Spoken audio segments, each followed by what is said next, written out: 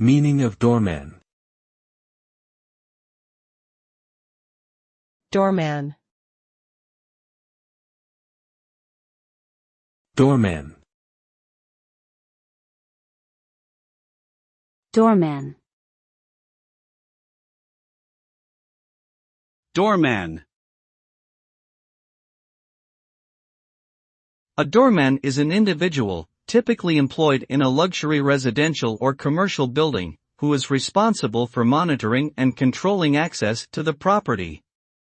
Their duties may include greeting visitors, assisting with luggage, hailing taxis, and generally ensuring the safety and security of the building's residents and guests. They may also be responsible for enforcing building policies, handling mail and deliveries, and providing general assistance as needed. Overall, a doorman is an essential part of many high-end buildings, providing a sense of luxury, convenience, and security to those who live and work there.